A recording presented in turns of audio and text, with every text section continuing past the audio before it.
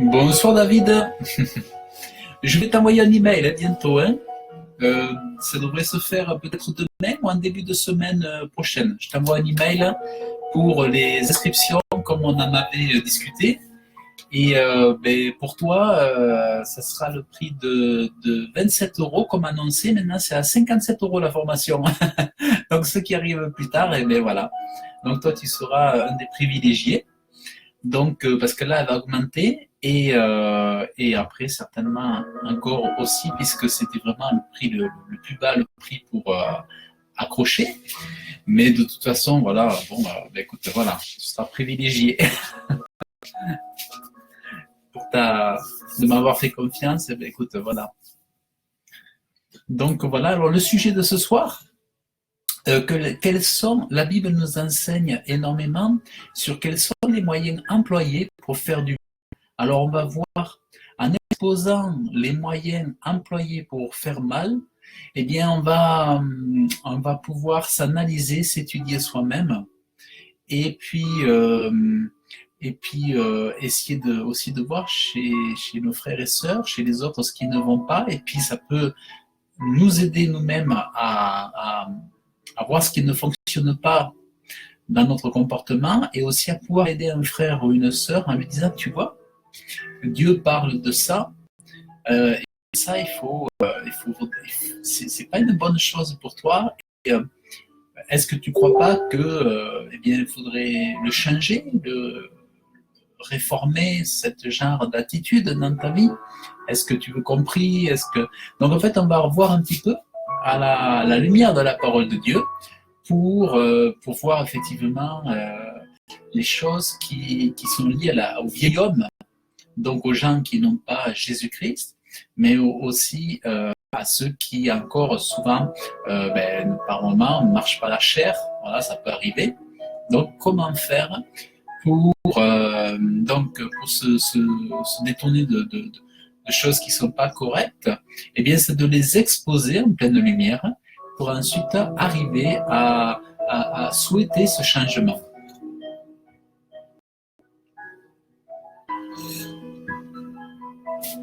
Alors, donc j'attends un petit peu que nos invités arrivent.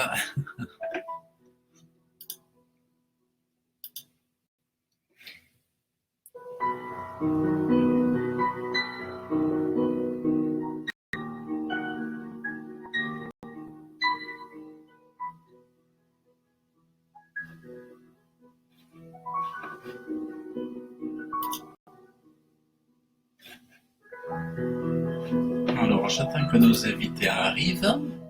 Ah, mais je l'ai là en bas, inviter des amis. Hop, hop, hop. Ah, mais j'avais pas vu qu'on pouvait inviter des amis là. Je viens de découvrir. Oh, mais ça.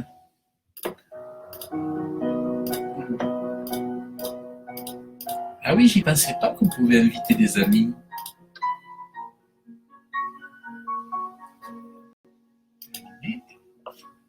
Inviter des amis. Ah, on peut pas inviter beaucoup d'amis en fait. Ah. Ah si, on peut inviter d'autres amis. Hop. Ah.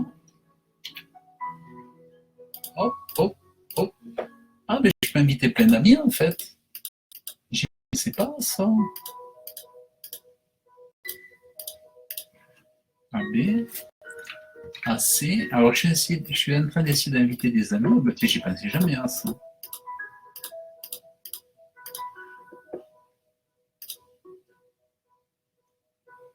Parce que là, on n'est que tous les deux, David.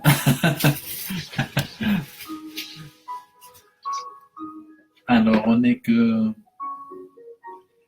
On est, voilà. Bonsoir, bonsoir. Bonsoir, bonsoir. Alors, je vais montrer dans cette émission, en fait, je vais montrer comment est-ce qu'on est capable de se faire du mal les uns aux autres dans notre façon de parler, dans notre façon de se regarder, dans notre façon de penser. Comment est-ce qu'on est capable de, à la fois de se dire je t'aime et puis à la fois de se détruire. Donc, je vais prendre quelques textes. Je vais prendre quelques textes et je vais un petit peu mettre tout ça en avant. Et ça va nous faire réfléchir pour éviter de faire du mal, pour pardonner, pour voilà, ça fait du bien tout ça, parfois de se remettre de réfléchir à ce qui ne va pas et puis voilà. Donc je lance des invitations là. C'est vrai, c'est la première fois que je le fais parce que j'avais pas fait attention qu'on pouvait le faire. Alors je lance des invitations. Voilà, parce que j'ai beaucoup d'amis, mais j'ai beaucoup d'amis. Salut Nelly. J'ai pas l'habitude d'inviter. J'invite, comme j'ai beaucoup d'amis, j'invite là. Bon, voilà, j'ai pas l'habitude d'inviter, mais là je l'ai fait exceptionnellement. Donc gros bisous ma cousine. Hein. Gros bisous. Alors bon, alors on n'est pas nombreux. On n'est pas nombreux ce soir. On n'est pas nombreux. On n'est pas nombreux. Bonsoir, bonsoir à tous. Bonsoir, bonsoir. Alors, voilà, j'ai lancé des invitations pour participer, pour profiter de ce moment ensemble. Alors, écoutez, le sujet n'est pas simple.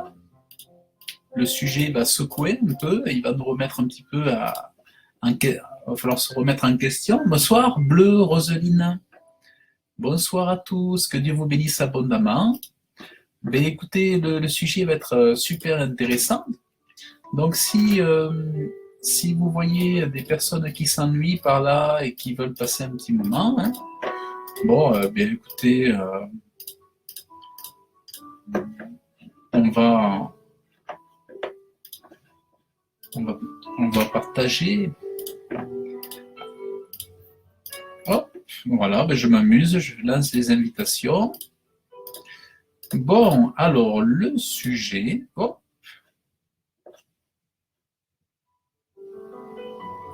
Alors le sujet, c'est quels sont les moyens employés pour faire du mal. Bisous, Nelly. C'est ma cousine. C'est ma cousine. On se connaît depuis qu'on est tout petit. Et maintenant, on est tout grand. Des beaux adultes. Voilà, Nelly elle va se marier très bientôt. Nelly va se marier très très bientôt.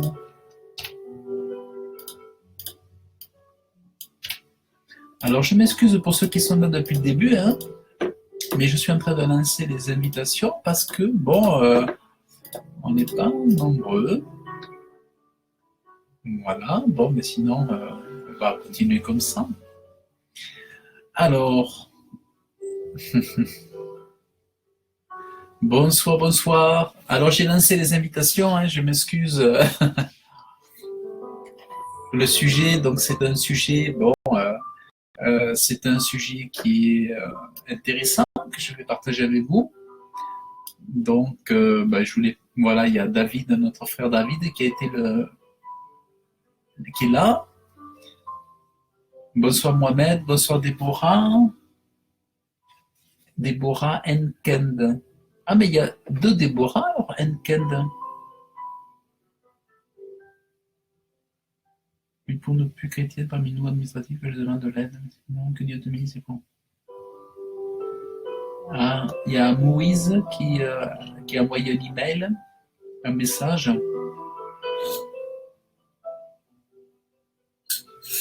Elle souffre là-bas en Algérie. Ah, bon, ben le bisou à Marinette. Le bisou à Marinette, c'est ma tante et Nelly, c'est ma cousine. Bonsoir Yanaël, le bisou à Tati Marinette, à David, à Jérôme. Voilà, je pense à vous. Hein. Moi, je suis né en Irak. Et moi, je suis né en Irak. Et la famille, là-bas, une partie de la famille est en Irak, de ma famille, du côté de ma maman adoptive, Marie-Josée Laverny, qui est de la famille Tercero. C'est une maman merveilleuse, Marie-Josée. Voilà. Bonsoir Yanaël, bonsoir à tous, bonsoir, bonsoir. Alors c'est vrai que j'ai lancé les invitations ce soir, mais pour qu'on puisse profiter ensemble d'un moment. On va partager un sujet un peu grave, dans la mesure où c'est un sujet qui veut nous mettre un petit peu, nous montrer qu'on peut faire du mal aux autres. On peut faire du mal aux autres et on pourrait très bien s'en passer parce que finalement, ça n'apporte rien. Et donc, cet enseignement va nous aider à un petit peu à nous voir dans une glace, comme dans un miroir, pour voilà, grandir, quoi, éviter de se déchirer, éviter de se faire du mal, éviter de se critiquer, de se condamner. Donc voilà, j'invite les amis. Hein. J'invite les amis. Alors voilà, bon, j'ai invité pas mal de monde. Alors ils doivent être occupés. Je vais inviter Sonia. Je vais inviter quelques-uns encore. Voilà, si vous. Mais je trouve les gens à inviter là. Ah, j'avais jamais fait ça, inviter en live. C'est bien ça. Voilà. Bon, c'est bien. Comme quoi, plus on sait se servir de la technologie, et plus on peut accompagner de personnes, rendre service et tout ça. Et donc voilà. Alors bon, on va commencer. Bien, que Dieu vous bénisse abondamment. Je vais baisser un peu la musique. Hop. Je vais baisser un peu la musique. Je vais carrément peut-être. Voilà. Parce que c'est un peu perturbant. Donc, coucou Joël. Bonsoir Julie. Bonsoir Jean-François. Que Dieu vous bénisse. Voilà, c'est moi qui ai lancé les invitations. Je n'ai pas l'habitude de bousculer. Mais je dis, ça fera passer un moment ensemble. Pour ceux qui ne me connaissent pas, de faire connaissance. Donc voilà, oui, c'est vrai que... Alors le sujet, c'est quels sont les moyens employés pour faire le mal. Et en fait, je vais bien sûr utiliser ce que notre Créateur, en fait, le Créateur nous enseigne pour qu'on puisse se voir à travers un miroir. Il est dit qu'en lisant le livre de Dieu, qui a été inspiré par Dieu, il nous apprend à nous connaître, en fait. Il n'y a pas un livre plus incroyable pour nous faire comprendre comment on est, comment on marche, comment on se traîne, comment on se comporte. Et à la lumière de ce livre que notre vie peut se transformer et se transforme. Donc, bonsoir, bonsoir, bonsoir. Alors, nous pouvons avoir ce qu'on appelle des paroles acerbes. Alors, des paroles acerbes, alors, les paroles acerbes, si je me souviens bien, des paroles dures, cruelles, impitoyables. Voilà. Donc, en fait, il peut arriver que nous ayons des paroles dures, des paroles âpres, des paroles acides. Vous voyez, acide. En fait, il faut savoir que quelque chose qui est acide est destructeur. Je ne sais pas si je ne mets pas les lunettes. Quelque chose qui est acide est destructeur. Par exemple, si vous prenez un aliment, si vous mangez trop d'aliments acides et qui vont détruire votre pH, par exemple le pH de votre corps, vous avez besoin d'un pH élevé, un pH au-dessus de 7. Si vous mangez trop d'aliments acides, ces aliments acides vont venir détruire, amener la maladie et détruire les cellules de votre corps. Les acidités vont venir détruire. Et bien, dans la même parole, de la même façon, des paroles acides, acerbes donc, dures, vont venir détruire la personne que vous côtoyez, la personne à laquelle vous êtes en train de parler. Donc, toutes nos pensées, nos paroles ont une influence ou positive, ou alors favorable, ou encourageante pour quelqu'un, ou alors vos paroles vont être comme un acide qui vont la détruire. Donc en fait, vous pouvez détruire une personne avec ces paroles.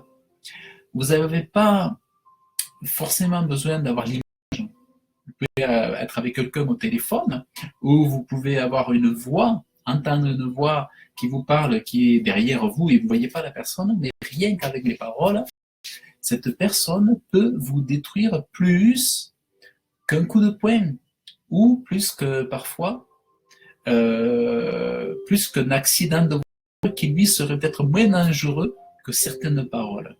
Il faut savoir que des paroles peuvent tellement blesser quelqu'un que ça peut, du jour au lendemain, le briser et lui enlever tout son élan, tout son enthousiasme, toute sa joie de vivre. S'il ne sait pas protéger son cœur, s'il ne sait pas se garder, si cette personne-là est un peu trop vulnérable, eh bien, des paroles acerbes vont détruire cette personne. Alors, il y a Yanaël, mais je vais lire un petit peu les messages pour qu'on puisse... Alors, Yanaël, comme ça tout le monde participe. Alors, Yanaël, elle dit « Laissant la chair dominer et pas l'esprit sans tenir compte de ressembler à Satan. L'ego, on peut faire mal avec la langue car c'est le plus petit membre, mais créant beaucoup de dégâts. La langue crée énormément de dégâts. Il est écrit dans la Bible, la langue est le plus petit membre, créant des dégâts comme un petit feu embrasé, une forêt entière, comme des reflux gastriques dans le corps. C'est vrai que par la langue, on peut non seulement créer le poison chez l'autre, mais on est en train de se créer le poison à l'intérieur de nous-mêmes. Quelqu'un qui va avoir que des paroles pour contaminer les autres, je dirais, pour intoxiquer les autres, eh bien va se rendre le corps toxique elle-même aussi. Et donc, bonsoir Lilia Sentinelle. Donc en fait, voilà, il y a des chantages affectifs, il y a tout un tas de procédés utilisés pour et alors, on voit donc les paroles acerbes. Donc acerbes, alors la Bible parle de Psaume 64, verset 4. Je vais éteindre la musique parce que ça me trouble. Pas mieux. Psaume 64, verset 4. Ah, j'ai arrêté un peu la musique parce que ça tourne en boucle. J'ai l'impression que c'est toujours pareil en plus. Alors, psaume 64, verset 4. Alors, il est écrit: ils ont aiguisé leur langue comme une épée et ils ont tiré pour leur flèche une parole amère. Donc, la amère, amertume, afin de tirer contre celui qui est juste, jusque dans le lieu où il se croyait en sûreté, ils tirent promptement contre lui et ils n'ont point de crainte. Bonsoir Brigitte. Donc en fait, des paroles acerbes et des paroles amères. Donc tout ce qui est amer, c'est comme c'est cette amertume, quoi. C'est quelque chose qui n'est pas agréable, c'est quelque chose qui irrisse, ça détend pas, quoi. C'est une tension, quelque chose d'amer, ça vient amener la tension. Donc ça, c'est dans la Bible, il lance des flèches. Et alors on a aussi dans le psaume 56, verset 3. Alors le psaume 56, verset 3. Mes espions m'ont englouti tout le jour, car ô très haut, plusieurs me font la guerre. Le jour auquel je craindrai, je me confie en toi. Je louerai en Dieu sa parole, je me confie en Dieu, je ne craindrai rien, que me fait la chair. Tout le jour, il tord mes propos. Alors en fait, une façon qui peut faire très très mal aux personnes. Alors ça, c'est un principe vraiment. Il y a une façon qui fait mal aux autres, c'est comme si on essayait de comprendre les choses de travers. C'est-à-dire, c'est comme des fois, vous allez avoir un comportement vis-à-vis d'une personne, et alors inconsciemment, c'est comme si des personnes s'arrangeaient, vous ou quelqu'un d'autre s'arrangeait à faire comme si vous ne compreniez pas. Donc sans vouloir faire d'effort, l'autre va faire quelque chose et ça va être plus fort que vous allez faire comme si vous ne compreniez pas. Alors est-ce que c'est inconscient, c'est consciemment, mais parfois vous allez vous retrouver avec des personnes face l'une avec l'autre qui vont faire comme si elles ne comprenaient pas, alors qu'elles pourraient comprendre, mais elles ne cherchent pas à comprendre. Et ça, c'est quelque chose qui fatigue. C'est quelque chose qui fatigue et c'est une façon de faire qui finit par faire mal à force. Imaginez, vous êtes en contact avec quelqu'un et à chaque fois que vous allez le voir, elle vous dit « mais je ne comprends pas ce que tu veux dire ». Alors, au fond de vous, vous dites « mais pourtant je parle bien, j'articule, je m'exprime bien ». Et vous avez la personne encore qui vous dit « mais je ne comprends pas à chaque fois ». Et vous vous dites « mais pourquoi cette personne, quand je lui parle, elle ne comprend pas, elle comprend de travers ». Pourtant, je lui explique... j'explique le français, je suis quand même assez clair. Et des fois, il y a des situations comme ça où vous vous trouvez à parler le même langage, mais la personne ne vous comprend pas. Et ça, c'est quelque chose qui est non seulement épuisant, non seulement fatigant, mais à long terme, ça use et ça attriste énormément. Vous savez que la meilleure façon de faire perdre votre joie, c'est d'ajouter petite tristesse sur petite tristesse. Imaginez que tout au long d'une journée, ici et là, on vous ajoute petite tristesse sur petite tristesse et sur petite tristesse, mais vous finissez par vous fatiguer, vous alourdir, et cette joie-là, si vous n'êtes pas en communication avec Jésus, avec Dieu, le Saint-Esprit, et puis une vie de prière, vous allez voir que tous ces petits détails, tous ces petits événements, toutes ces pics finissent par vous envahir, vous du mal. Donc alors, est-ce que c'est une forme d'hypocrisie? Est-ce que c'est lié à de l'hypocrisie ou est-ce que c'est dans la personne elle-même qu'elle-même, elle a, au fond d'elle, elle a un langage qu'elle ne comprend pas vis-à-vis de vous? Parfois, des fois, le courant passe mieux entre deux personnes. Et parfois, il passe moins bien entre deux autres personnes parce qu'elles n'ont pas les mêmes modes de réflexion, le même mode d'analyse, peut-être parce qu'on n'a pas le même comportement. Donc, parfois, et ça, c'est des choses qui vous épuisent. Alors, quand c'est comme ça, il ne faut pas toujours forcément voir le mal parfois. Il faut demander le secours de Dieu et puis accepter cette différence. C'est pas forcément de la méchanceté, c'est pas forcément de l'hypocrisie.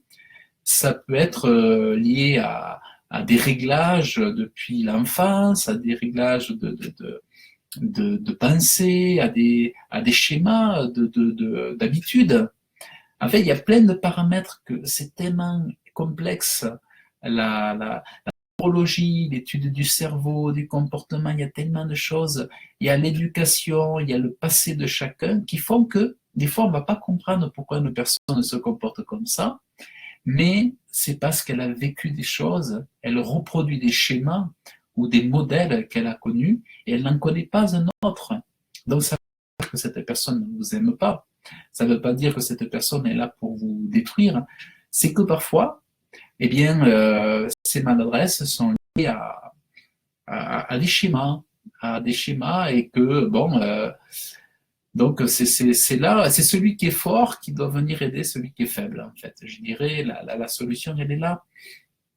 Donc, mais, effectivement, on peut en être clair avec ça et le reconnaître, le voir. C'est vrai qu'on peut le voir dans, des fois, vous allez, vous dites, mais à cette personne, à chaque fois que je lui parle de ça, elle ne comprend pas. Pourtant, que d'autres va le comprendre. Pourquoi elle ne le comprend pas quand je lui dis à elle? Et donc, il y a quelque chose qui... Et ça vous attriste. Ça vous fait du mal. Alors, vous voyez, des fois, il peut y avoir un mal conscient. Il peut y avoir un mal conscient qu'une personne va vous chercher volontairement à vous faire du mal. Et d'autres, ça ne va pas être volontaire. Ça va être un schéma, quelque chose qui est comme ça chez elle, et peut-être quelque chose qui ne lui plaît pas dans votre physique ou votre façon aujourd'hui d'être coiffé ou d'être habillé, ou parce que vous parlez trop doucement, ou parce qu'à cause de votre odeur, ou des fois c'est complexe. C'est pour ça qu'il faut être très vis-à-vis des autres dans les relations. Il faut être très très calme, très prudent, surtout très ouvert. Et puis d'être au-dessus, être au-dessus, ne pas chercher forcément à se séparer de tout ce qui nous est différent, mais arriver à être au-dessus de tout ça, et puis faire du bien aux autres, comme dit la Bible, hein, tu fais du bien aux autres, et puis bon, si l'autre n'y arrive pas, en fait, eh bien, bon, mais toi, tu auras fait ton maximum. Le principal, c'est de faire comme tu voudrais que l'autre te fasse, fais-le pour lui. Donc, je ne sais pas qu'est-ce que vous en pensez. Donc, alors c'est vrai que le cœur de l'homme est tortueux, mais le nôtre aussi, celui du... voilà, c'est... Donc, tortueux parce qu'il n'est pas droit. Voilà, il n'est pas droit. Et ça, c'est lié au quoi? C'est lié aussi comment dire, au péché par lequel on a été, notre état de péché, de corruption aussi, qui font que l'homme s'est énormément abîmé, corrompu.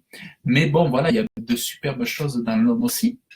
Donc, l'homme est aussi une créature merveilleuse que Dieu a créée. Donc, voilà.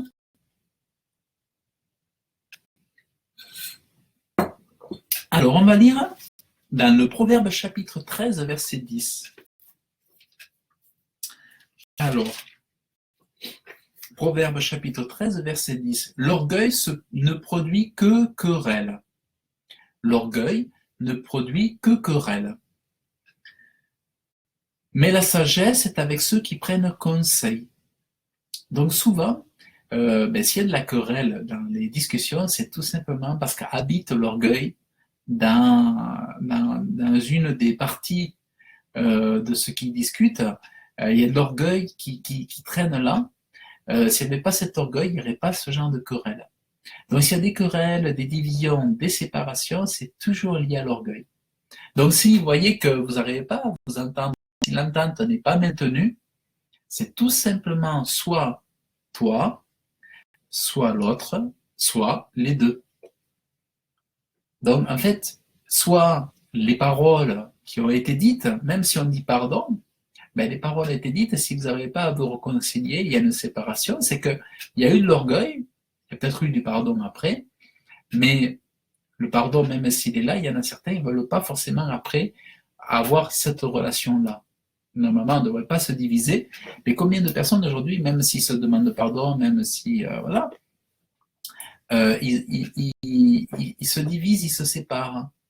Donc les personnes qui n'arrivent pas à se rassembler, à se pardonner, mais après, au-delà de se pardonner, de se retrouver ensemble, eh bien ça, c'est de l'orgueil.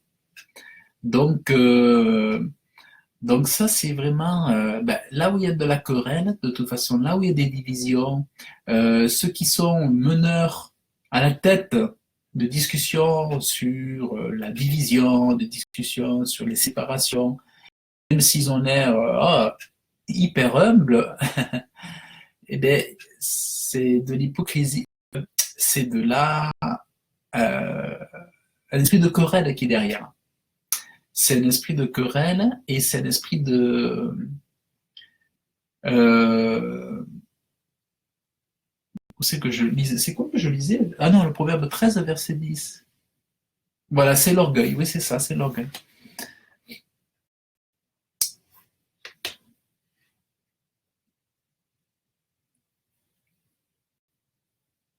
Alors, il y en a, elle dit, si la personne avec qui on a été en désaccord nous critique, manipule, traite le cœur de cœur noir et qu'on essaie de réparer les erreurs, et que malgré tout elle tire un trait, n'écoute plus, me bloque, je dois faire quoi? Je me culpabilise encore. En fait, euh, il y a quelque chose. Ce qui arrive, c'est que souvent, il y a des personnes qui ont des attitudes super dures. Par exemple, vous allez avoir des gens que vous aimez énormément et que vous allez faire un truc ou dire un truc, vous avez beau demander pardon et tout, et bien la personne, elle va vous supprimer de sa vie. Moi, je l'ai vu faire, bon, je l'ai vécu, mais ça arrive même chez les non-chrétiens. Hein. Moi, je l'ai vu faire, il y a des personnes, par exemple, vous allez dire quelque chose, vous allez faire quelque chose, elle vous aime énormément, des fois, vous n'allez rien dire et rien faire, mais elle va se séparer elle-même et elle va couper les ponts. Elle va couper les ponts. Donc, est-ce que pour autant, votre vie a cessé d'exister? Est-ce que votre cœur a cessé de battre? Vous ne la connaissiez pas avant, vous l'avez connue un temps, et maintenant, elle s'est séparée de vous. Qu'est-ce qu'il faut faire? De toute façon, vous n'êtes pas né pour cette personne. Vous avez une vie, vous avez une vie, vous avez vous avez une espérance, vous avez la foi. Tu as la foi. Donc, qu'est-ce qu'il faut faire? Il n'y a pas du tout à se culpabiliser, aucunement. C'est simplement que vous n'étiez pas fait pour vous entendre. C'est simplement que c'était juste comme une oasis. C'est-à-dire, l'oasis, on a l'impression que de loin, il y a l'air d'avoir une source pour s'abreuver. Et puis on s'approche, et il y a le soleil qui tape, on s'approche et tout, puis on se rend compte que c'était un mirage. Donc en réalité, c'était une illusion, ça semblait être une bonne entente, une bonne relation, mais ça n'en avait que l'apparence, parce que la vraie amitié ne peut se briser. La vraie amitié, une belle amitié, la Bible le dit, une belle amitié ne se brise pas. la Bible dit que il y a ami plus qu'un frère, ami plus qu'un frère. Il y a Bible, un ami plus qu'un frère. Bible, ami, frère. Il y a un verset.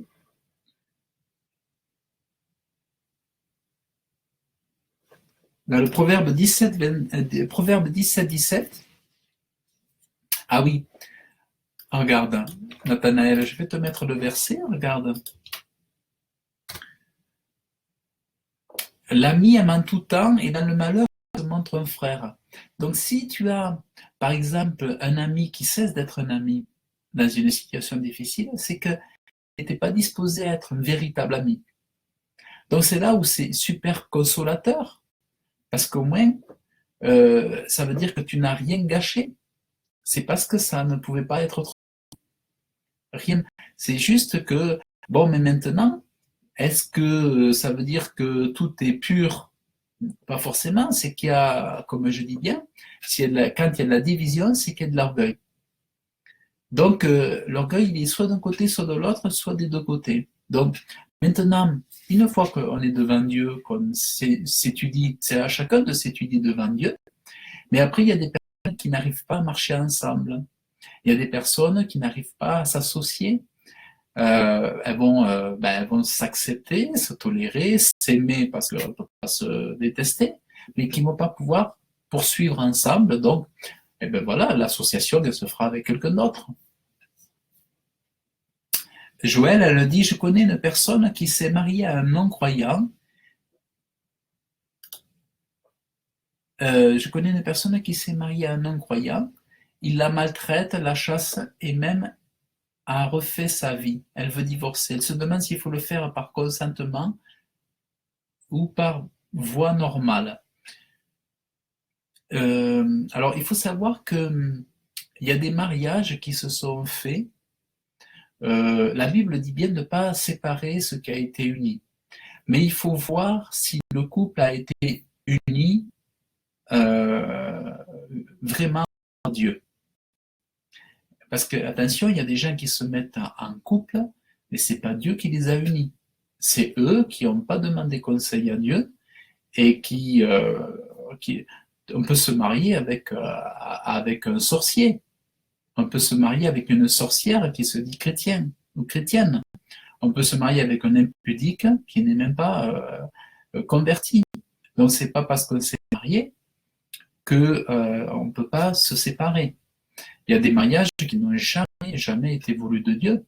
Alors de dire absolument qu'aucune personne ne doit divorcer alors qu'elle s'est mariée, c'est pas vrai, parce qu'il y a des cas où où Dieu n'a pas uni ces deux personnes, où il n'a pas été l'auteur de cette union, parce que ceux qui se sont mariés sans rechercher véritablement les signes, sans être vraiment enseignés pour le mariage, ils se sont lancés, et puis maintenant ils souffrent. Donc il est possible de divorcer et de se libérer sans péché pour autant. Il y a des mariages qui ne mériteraient même pas d'exister. Voilà, parce que c'est des pièges pour détruire des enfants de Dieu. Donc, quand c'est comme ça, parfois, Dieu, ou alors si la personne elle n'a pas encore cette révélation de se divorcer, elle va habiter dans une autre maison, elle prend une autre maison, et puis ils se séparent, au moins se séparer. Mais on ne peut pas vivre et se détester, quoi, et souffrir comme ça, c'est pas possible. Donc, faut vraiment, on ne peut pas rester avec quelqu'un qui nous fait souffrir comme ça. Il y en a qui l'ont fait, mais si c'est un mariage qui vient de Dieu, bon, il faut persévérer. Si c'est un mariage qui vient de Dieu, il faut persévérer. Si c'est pas un mariage qui vient de Dieu et que ça a été fait contre la volonté de Dieu de façon désordonnée, bon, mais il faut prendre des distances. Et Yanaël nous dit, Paul, elle le dit tout à fait. Yanaël, elle le dit, merci. Jérôme, j'ai cru que c'est moi le coupable, que j'étais folle ces derniers temps, et j'ai vécu une forme de rupture soi-disant amicale, traumatisant, car quand j'allais mal, elle n'était pas là, car par contre, elle voulait que je prie pour elle, pour la migraine, alors que j'étais mourante. Donc, voilà, c'est ça. Alors, moi, Yanaël, j'ai aussi beaucoup souffert au niveau des amitiés. Bon, j'ai beaucoup souffert. Bon, enfin, oui, bon, c'est surtout quand je me suis converti. Quand je me suis converti, bon, j'ai souffert parce que j'avais perdu mes super amis. Aujourd'hui, bon, j'ai des contacts, mais on n'est plus des grands amis comme autrefois, malheureusement. Mais donc moi aussi j'ai connu des séparations, et même avant d'être chrétienne, je souffrais beaucoup lorsque les amitiés, je perdais des amitiés. Mais aujourd'hui, tu vois, si je perds une amitié, je ne peux pas souffrir. Alors je vais t'expliquer pourquoi je ne peux pas souffrir quand je perds une amitié. Parce que je ne perds jamais l'amitié avec Jésus-Christ. Ça, c'est une révélation. C'est-à-dire, c'est comme si l'amitié n'avait de sens que dans la mesure où je vis mon amitié avec Jésus-Christ. L'amitié, tu vois, c'est Jésus. L'amour, c'est Jésus. Si tu perds une personne que tu aimes, que tu portais dans ton cœur, que cette amitié se brise, je ne sais pas pourquoi, ce qui est le principal dans ta vie, c'est que ton amitié, l'excellence, je dirais, l'apothéose de l'amitié, c'est que tu sois toujours à bon terme avec Jésus-Christ. C'est Jésus, c'est l'ami fidèle et tendre. Donc même si tu as des amitiés qui vont de traviole et qui partent en sucette, comme on dit, tant que tu es en accord avec Jésus-Christ et que tu es belle dans cette amitié, que tu soignes cette amitié, le reste, je dirais, c'est pas grave. Toi, tu as fait ce que tu as pu, tu fais ce que tu peux. On peut toujours prier Dieu, mais surtout, entretiens dans ton cœur une pensée pure envers cette personne. C'est-à-dire, en fait, même si cette personne s'est séparée, aie ce courage, cette force de dire merci à Jésus pour cette séparation. Merci mon Dieu de ce qu'on ne se parle plus. Rendez grâce en toutes choses, ça veut dire quoi? Ça, c'est un secret. Rendez grâce en même ce qui va mal. Donc, tu vois, tu as un principe, ça va énormément te soulager, c'est valable pour tous. Tu dis, merci mon Dieu pour cette amitié, merci mon Dieu pour cette séparation, merci mon Dieu de ce que je l'aime énormément, j'aime cette personne, je penserai à elle dans mes prières, je la bénis dans le nom de Jésus. Merci mon Dieu pour toutes les connexions que tu me donnes à ce jour. Merci pour ce que j'ai. Merci pour ce que j'ai. Merci pour ce que j'ai. Et je te remercie pour tout ce que j'ai. Autrement dit, tu ne regardes plus à ce que tu n'as pas, mais tu te fixes sur ce que tu as. Et tu vas voir, ça va tout changer. Tu dis merci pour cette séparation, merci pour ces temps qu'on a passé ensemble, merci pour de ce que je peux l'aimer, de ce que je peux être en paix dans mon cœur, merci de ce que je sois libéré, dans le nom de Jésus Père, je t'ai prié, Amen. Donc tu vois, et ça va tout changer, tout changer, tout changer. Ça va enlever tout le fardeau, toutes ces choses-là. Joël, elle dit, ce n'était pas voulu de Dieu, c'est sûr, au niveau du mariage. Elle ne le sentait pas. Plusieurs signes lui ont montré que ce n'était pas lui. En plus, une prophétie lui a même confirmé cela. Donc, c'est ça. Donc, en fait, mais souvent, on s'entête, parce qu'il y a une pression derrière pour les mariages, mais quand deux personnes s'accordent et se forcent, c'est comme quand on essaie de forcer une porte qui résiste, même si on la force, elle finit par s'ouvrir, mais en la forçant. Le principe, c'est pas de forcer une porte, c'est qu'elle s'ouvre. Une porte, il faut juste appuyer la poignée, puis elle s'ouvre. Bon, voilà, on la pousse légèrement. Mais certains veulent pousser, alors que ça s'ouvre pas, elle force la porte. Alors elle finit par s'ouvrir, mais parce qu'ils y ont tellement forcé dessus, qu'elle elle finit par à la limite, elle se casse, mais le problème derrière, c'est que c'est c'est c'est c'est c'est le divorce, c'est la séparation, c'est on dit pourquoi tu as fait ça, pourquoi tu nous fais souffrir, pourquoi tu m'as mis avec elle, alors que bon, ben c'est nous qu'on s'y a engagé sans chercher véritablement, sans chercher véritablement la volonté de Dieu, sans être attentif aux signes, parce qu'il y a des signes, mais si on n'est pas en sensibilité avec l'esprit, si on n'est pas sensible aux signes spirituels, parce que bon, il y a le matériel, mais on doit être sensible à l'esprit de Dieu pour être en alerte avec les signes. Mais si les signes sont là et que la personne n'est pas sur le vive, je dirais, elle va pas voir les signes, elle va continuer à s'avancer et à s'avancer dans l'erreur. Donc c'est ça. Donc ben voilà, c'est ça c'est. Alors pour reprendre un autre verset, les moyens utilisés pour faire le mal. Il est écrit quelque part, c'est seulement par présomption qu'on provoque une brouille. Alors souvent, on fait de la présomption.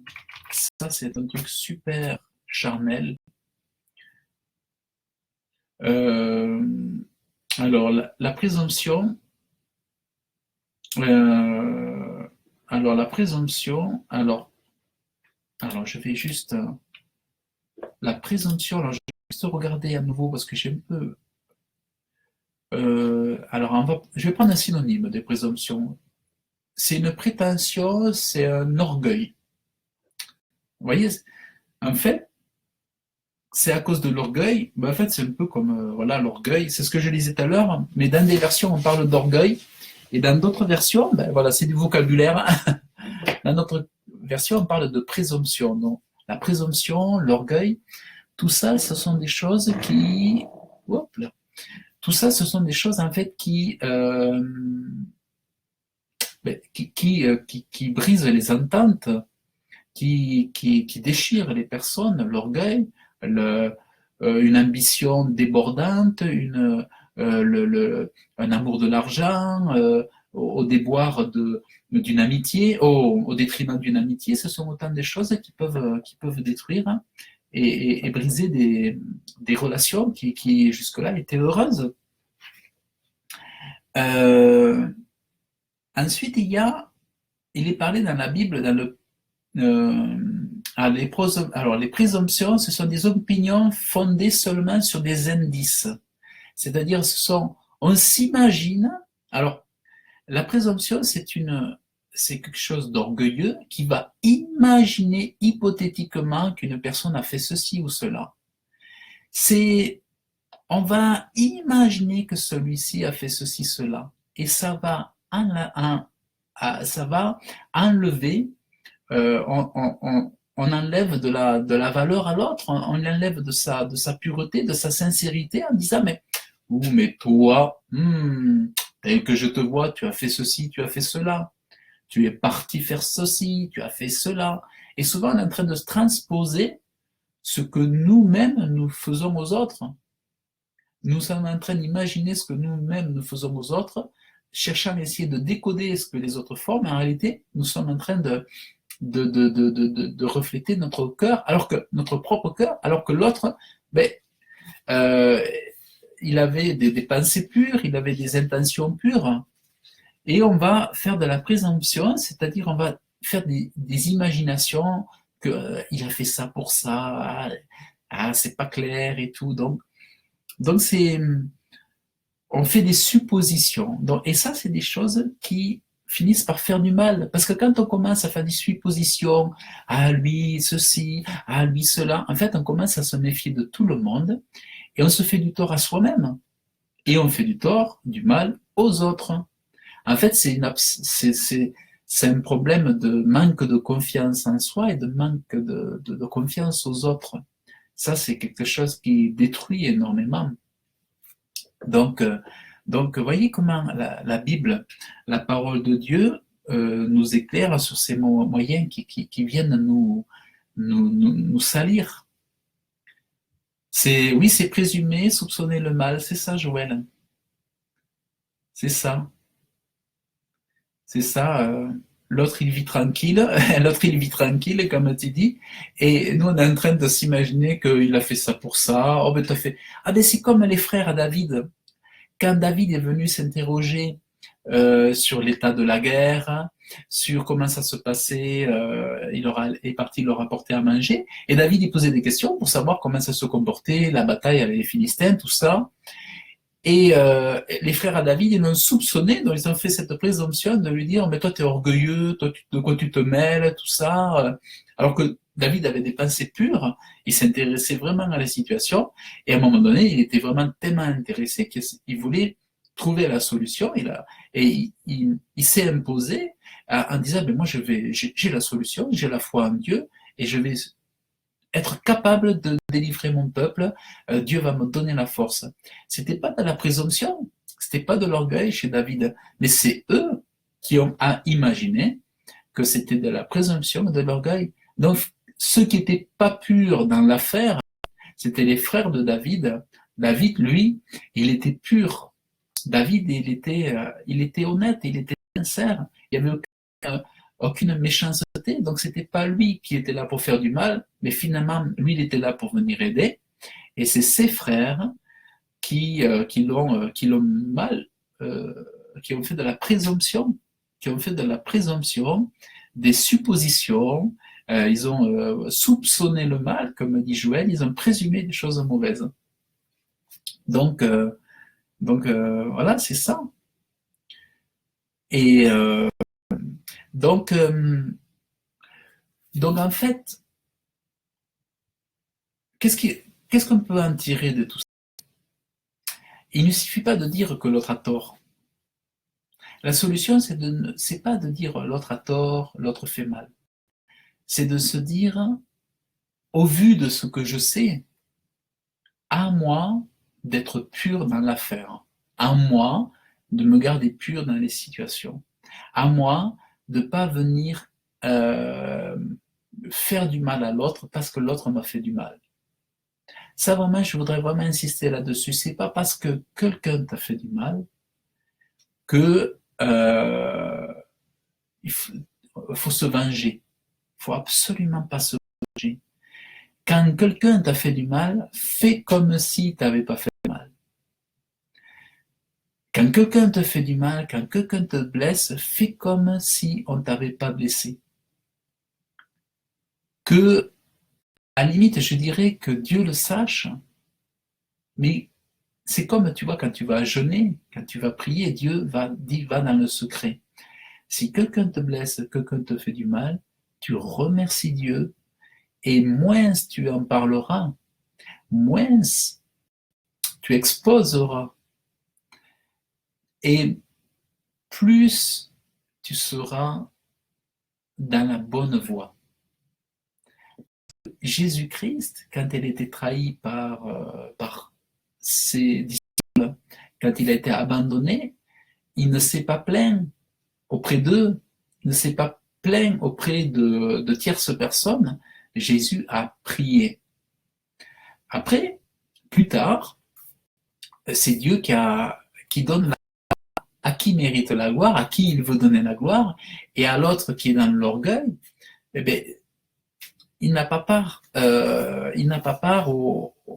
je dirais, aux bénédictions. Il n'a pas part aux bénédictions. Le principal, c'est pas de savoir qui c'est qui a fait la faute. Le principal, c'est comment sortir vainqueur de la situation et de sortir fort de la situation. Donc, cela dépend de, voilà, autant que cela dépend de vous, soyez en paix avec tout le monde. Donc c'est ça, c'est que quand il y a du mépris, encore, parce que parfois ces divisions, ces séparations, ça peut être une forme de mépris, mais quand il y a du mépris, eh bien, soyez forts, dites-vous, ben, qu'est-ce que c'est rien à côté d'aller en prison, c'est rien à côté d'être décapité. En fait, quand on voit une image de quelqu'un qui nous méprise ou qui nous rejette, euh, essayez de vous mettre l'image de quelqu'un qui est persécuté ou qui est sur une flamme de feu en train d'être brûlé. Et regardez à côté votre situation à vous. Vous allez voir que votre image est toute petite à côté de son image. Et réduisez dans votre esprit cette image en vous disant, mais ce que je vis, c'est rien. Et venez penser à quelque chose de heureux, de joyeux, pensez à une journée ensoleillée. Plutôt que de focaliser là-dessus, par exemple, pensez à quelque chose de joyeux, de positif, d'agréable. Et, voilà, et puis d'autres choses se passent. Voilà, et d'autres choses se passent. Donc, alors, je parlais des propos déshonorants.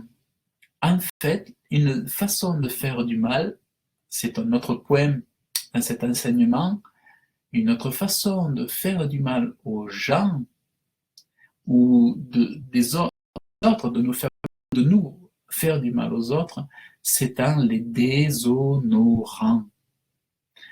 Déshonorer quelqu'un, lui ôter de l'honneur, lui ôter de son honneur, l'abaisser dans son honneur, une façon de lui enlever sa gloire, sa beauté, son caractère, sa renommée, enlever de la renommée à quelqu'un, vouloir la salir, la déshonorer, eh bien c'est une façon aussi qui est utilisée pour faire du mal, toucher à l'honneur de quelqu'un afin de lui faire du mal.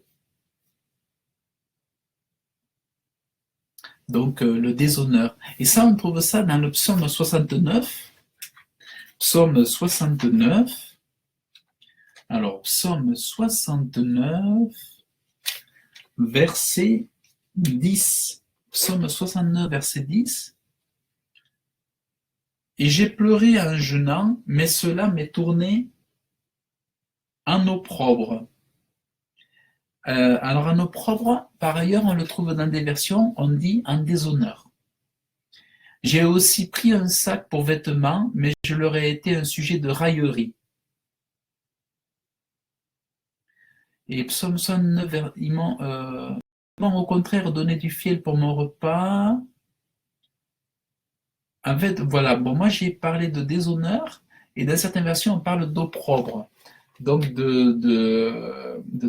le déshonneur, quoi. L'opprobre, c'est vraiment des choses. Donc à l'exemple de Jésus, voilà, dit Naël, de faire volte-face et voilà, et puis de se dire, c'est rien finalement par rapport à tout l'univers, par rapport à toutes les bontés de Dieu qu'il peut nous donner par ailleurs. Ces choses-là sont peu de choses finalement, et d'autres amitiés nous attendent derrière, d'autres relations, d'autres connexions, d'autres jours heureux, et aussi il y aura d'autres difficultés. C'est pour ça que quand il y aura d'autres difficultés, c'est important de suite, dès qu'une difficulté se présente, c'est de la remettre à Dieu. Je te remets cette difficulté dans le nom de Jésus, et hop, elle est derrière. Et comme ça, tu peux, quand d'autres choses arrivent, eh bien, tu es disposé pour recevoir ces autres challenges et pour pouvoir être fort. Parce que si on accumule les choses, eh bien après, c'est trop. Donc, quand quelque chose arrive un jour, il faut l'évacuer le jour même, que le lendemain, c'est autre chose. C'est pour ça qu'il ne faut pas se traîner les casseroles, comme on dit. Donc, quelque chose qui ne va pas, le régler le jour même, et après, bien respirer. Moi, je vous conseille de bien respirer, souffler, prier, vous réjouir de ce que Dieu vous aime, de ce que vous êtes pardonné, de ce que tu es enfant de Dieu, de ce que tu es participé à la nouvelle naissance, et puis tout ira bien avec Jésus-Christ. Alors, j'ai pas terminé l'enseignement, mais voilà, mais je vais m'arrêter là parce que je trouve que c'est bien. Donc, on a vu les paroles acerbes, les propos déshonorants, la présomption, les paroles piquantes, ceux qui harcèlent. Donc, on va vraiment Comment est-ce qu'on peut arriver, nous et les autres, à nous blesser, à se blesser. La Bible est un miroir qui expose l'homme. Dieu a créé l'homme et il est extrêmement bien placé pour, euh, pour, euh, pour le mettre en lumière. Et c'est à la lecture de la parole de Dieu, en l'étudiant, qu'on voit qu'est-ce qu'on peut réformer dans nos vies, qu'est-ce qu'on peut changer dans nos vies.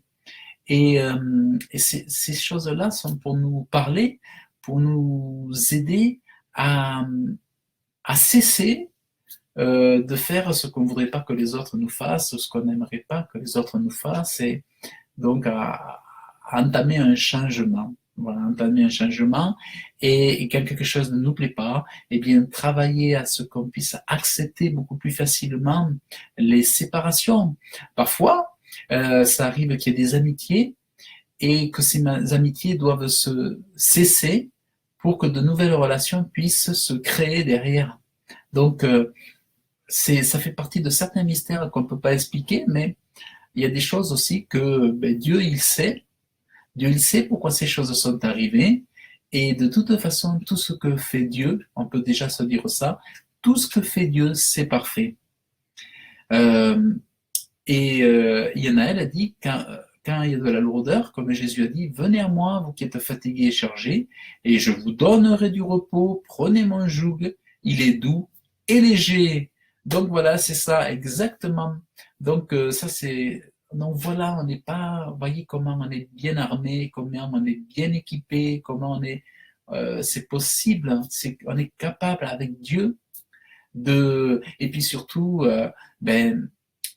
plus notre amitié sera belle, sincère, authentique avec Jésus, plus nous serons capables d'avoir des belles amitiés aussi avec les autres.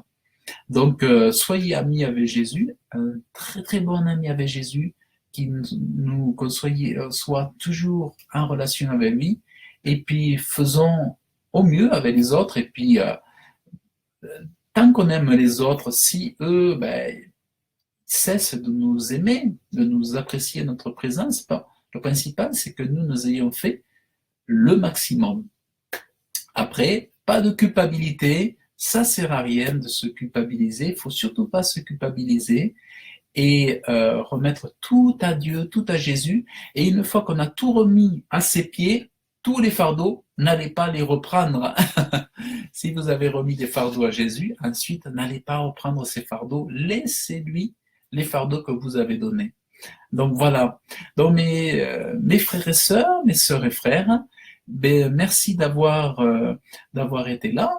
Merci d'avoir accepté l'invitation. Si cet enseignement vous a plu, donc eh bien partagez-le.